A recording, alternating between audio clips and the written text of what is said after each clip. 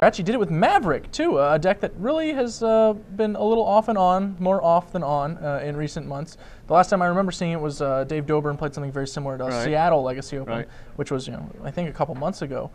So what made you decide you wanted to play Maverick? I mean, I just played it.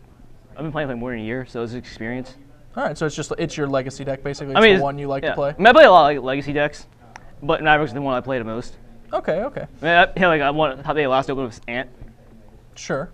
I mean, you could say I pick a deck to beat the metagame, but usually just picking the deck I'm more familiar with, more comfortable for the week.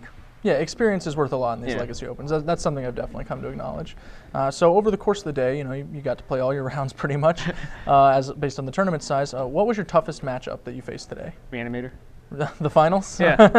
Those games are so short too. I mean, you wouldn't really. It's not like you ground it out or whatever. You just it was like either you're dead or I'm dead, like immediately. Yeah, like the Maverick deck against the fair decks, like there's a lot of interaction, so I feel it's an advantage. Like the moment they make a misplay, I get to just take advantage of it. Sure. The Reanimator matchup or the Show and Tell matchups, they just like get their nuts going. I just don't have any way to interact. I'm just dead. Yeah, either they get you or you have exactly what you need. I think Thought Seizes have been a big part of adding the legs to Maverick in those matchups. I mean, if I could go back, I had another one. So before, the reason I have it too because I'm so used to playing a bunch of fair decks, like the Fall Seasons never come in. Okay. But then, like the more I play, like Show and Tell, like Storm decks, like you just want something to do on turn 1 that's not just playing a Mana Dork or other runes.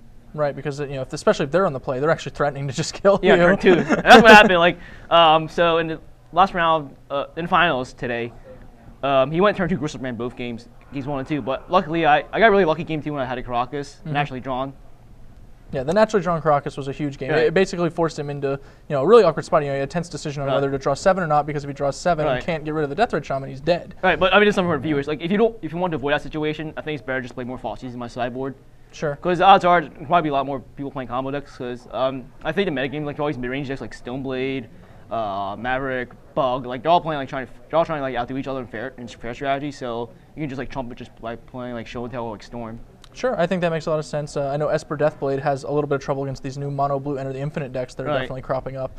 Game 1 is just like a slaughtering. So, well, it's been a long day, Jack. Congratulations to you and all of your fellow gamers at Redcap's Corner. A good weekend for Redcap's Corner. 3 of them in the top 4, so impressive showing from a local store. I'm going to go ahead and throw it back to the booth. Matthias and Joey will close you guys out and get you ready for GP Miami.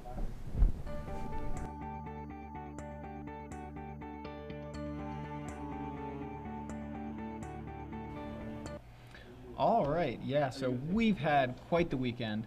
Very, very cool decks we've seen in both Standard and Legacy. It's always exciting to have these SCG Live, SCG Open weekends. Lots of Magic to play, lots of Magic to watch. We want to thank everybody who showed up to the event yesterday, showed up today, showed up just to play inside events, hang out, trade, all kinds of stuff going on at these events. And we want to thank everybody that came out. We want to thank the judge staff who kept things running very, very smoothly, the coverage staff, Choi and Jesse, and of course Glenn. Want to thank the Philadelphia Convention Center, the city of Philadelphia. Love it here. Very cool market right across the street to get things to eat on our breaks, which is always a huge, huge.